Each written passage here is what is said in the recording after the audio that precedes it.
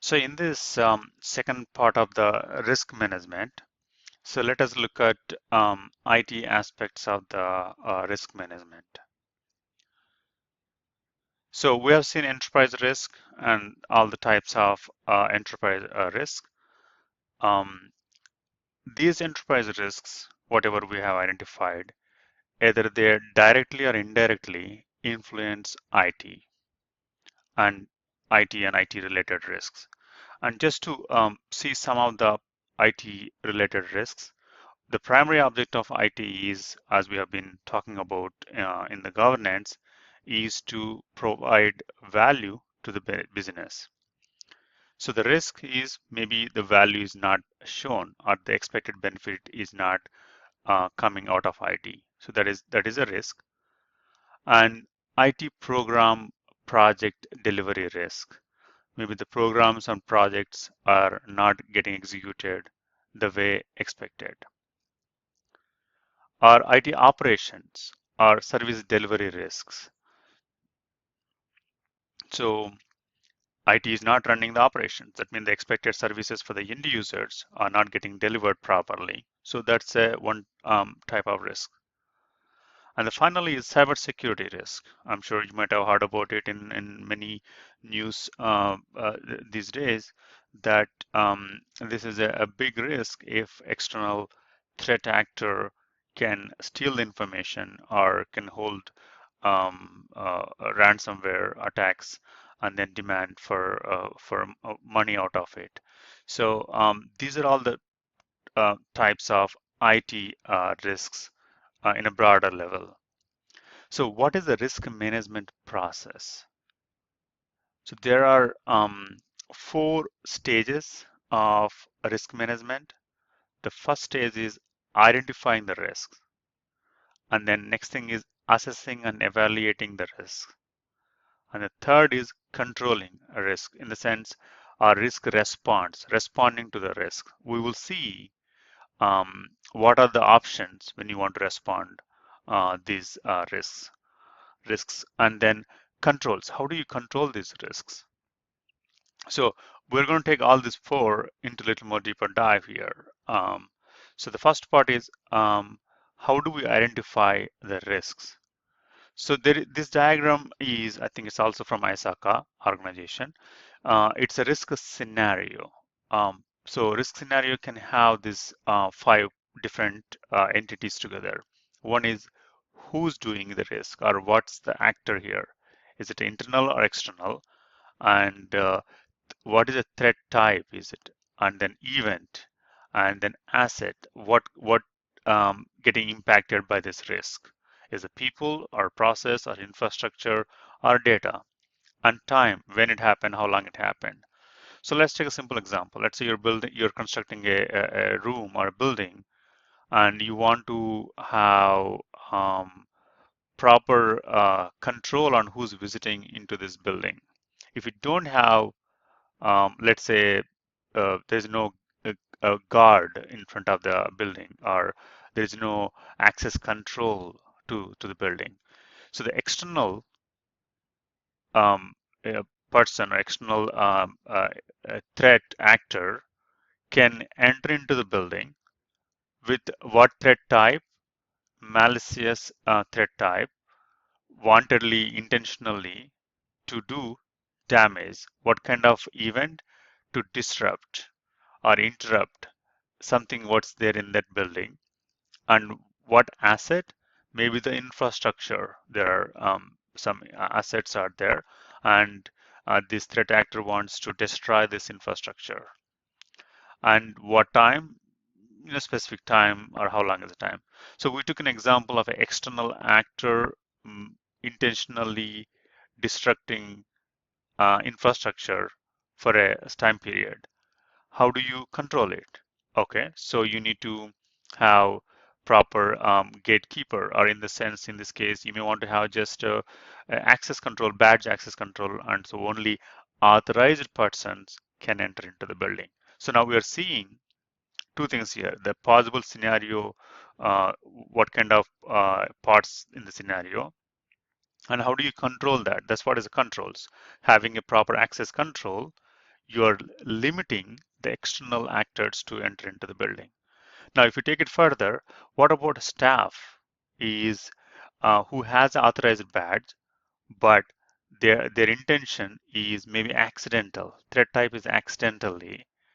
They are interrupting an asset of information or a process for a longer period. So now we saw external party intentionally doing it. Now we're taking up another scenario, internal party accidentally doing some interruption to the process. So what is the control for that? Maybe there is supposed to be a better monitoring. If a process gets interrupted, the team needs to be notified. Or the other control maybe there can be appropriate training or skill set needs to be given to the resources before you do certain things. So we will see some more possible controls, but the takeaway point here is the risk scenarios and these examples helps to see what's possible. And let's continue on identification of the risks here. So let's look at these inputs and outputs. So inputs of these processes, or in other words, we're looking at where can be the risks. Risk can be in a process, operations, or a function, in the systems, or even the strategy and decisions. You're making a decision or strategy based on the information what you have, and if you don't have the right information, there is a risk.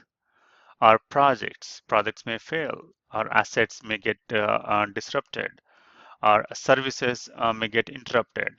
So if you take all these inputs and sources and go through some few techniques to identify the risks, there can be brainstorming or a questionnaire to the right team or hazard operability studies. There are proven studies over there. A scenario analysis, maybe just getting the people together. What could go wrong? What happens if this is triggers that? So there is a scenario analysis, and there is a risk assessment workshops or incident investigation. If something happened, based on that, people can learn. Okay, this is may happen more often. How do we respond to this? Auditing. We spoke about auditing can identify potential risks. And also when you compare industry benchmarking, you will see, oh, the industry is doing all these things. Um, Maybe we're not doing it. So certain things. So we identify these risks. So what happens once you identify these risks? They should be entered into appropriate risk register. It can be a simple spreadsheet, or it may be an application which does this enterprise risk management. Once risks are identified and entered into risk register, they need to go through, again, part of our risk management process, right? After identification, you have to go through evaluation assessment, and then you have to go through risk response. So let's go to a risk evaluation or assessment. There are two types of risk evaluations or assessments. One is qualitative and another one is quantitative. But for our purpose, let's focus on risk evaluation qualitative. So if you put a specific risk of in this 2 by 2 or X and Y axis, um, likelihood and impact, what is the likelihood of this can happen? There is a low or medium and high. Likelihood is the frequency of things happening. So in the example of a building, what is the likelihood of a threat actor entering into the building if you don't have access control?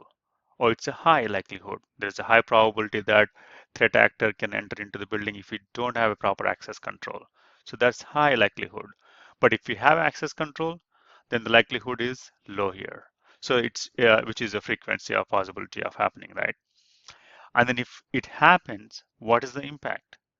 If unauthorized person coming into the building, the impact can be high because they may disrupt or destroy the properties. So, or in some cases, if it happens, there can be low impact. Again, this can be depending on the type of risk. So once you put these identified risks into this impact versus likelihood, you will get to see what are the high impact, high likelihood versus low impact, low likelihood. And if you identify some of them are high, in both likelihood and impact, you have to manage them. You have to take appropriate options or actions to reduce the impact or the risk type so it can come into acceptable risk. So you have to apply proper controls. You have to take proper actions. You cannot ignore it. So, and then if you take into next medium level, probably there can be, you don't have to do anything, just monitor closely, or maybe just recommend to management and let it be there. Or maybe if there is impact is high, but likelihood is medium, you can say it requires management, we don't have to act anything. But if you take it to the bottom side, likelihood is less and impact is less, then it's acceptable risk. So you don't have to do anything. But depending on this, you can develop appropriate actions or risk responses. We haven't seen possible risk responses yet, but in terms of risk evaluation, this qualitative evaluation helps you to identify which risks needs attention. And this can get a little more complex also. You can divide this into this five type of columns and rows and put them then if likelihood or significance, the impact is significance, likelihood is frequency. If they are both high, catastrophic. If likelihood is certain and catastrophic, then it's extreme dangerous situation that needs to be taken care immediately. So depending on the type of the company, they may put risk into just simple three types or just one type, two types or low and high, or they can go into these five categories of insignificant, minor, significant, major, catastrophic, and likelihood of these five types too. So this gives you a clear heat map of risks and gives an idea where the company is and IT identified risks are, and then it helps them to develop a plan how to respond to this. Now let's look at what are the response types here. So there are four response types. When you see risk response or risk mitigation, there are four things you can respond. Number one is you can accept the risk. As I said, if you're driving outside, you have to take a risk of driving, but risk is acceptable. You accept it and you go ahead with the action. Risk avoid. So risk avoiding is you think, oh, it's too dangerous to go out, so you don't want to sit at home. It's there's a high probability of project failure, so you may not initiate the project. It's not worth initiating the project because there is a high risk of failure. So you avoid the risk. And risk transfer is you transfer it to some other party. The best example is insurance. Um, if you take a house insurance, because if there is a flood happened, there's a fire happened, then the insurance company pays you certain money. Um, there is a there may be less probability this may happen, but you don't want to keep that risk, so you're transferring the risk by paying the premium to the insurance company. So this is how risk transfer can happen. Now, the final option is you cannot accept, you cannot avoid, you cannot transfer. You have to reduce the risk. Yeah, as you have seen in the previous slide, if the risk is very high in terms of likelihood and impact, then you want to reduce the risk. How do you reduce the risks? By having appropriate um, initiatives or having proper controls mechanism. Going back to the building example, having a badge control on top of it, maybe a guard or a reception, can reduce the probability of external entities or doing entering into the building. So there are controls, right? So let's see, take look at some of the controls here. Again, I'm going on a high level here. Um, let's one is patch management. A system needs to be keep up with appropriate patches. If not, there can be a vulnerability which can be taken advantage by threat actors. So patch is simply applying when let's say Windows your operating system needs to be patched properly. Why they're releasing the patches? Because they have some bugs or enhancements. If you don't apply the patches, the bugs can cause issues if someone take advantage of it. That's what the threats are. And change management. If there's an application in the production, if everybody is changing without proper control, proper change management, then the changes might cause damage. So there have to be proper controls in change management. Incident management. If some incident happens before it becomes a problem or before it becomes significantly disrupt, there has to be appropriate management for incidents. And access management, we spoke about it for a building. It's the same logic applies to an application. So not everybody can have same level of roles. Some roles may be just to enter into few areas of the application and you can only read information, but some other roles may have ability to change the information. So there has to be proper access management controls. Even in this access management, there can be segregation of duties. Let's say if one person has all the authorization required, either intentionally or by accidentally, they may cause some certain damage. So what are the controls?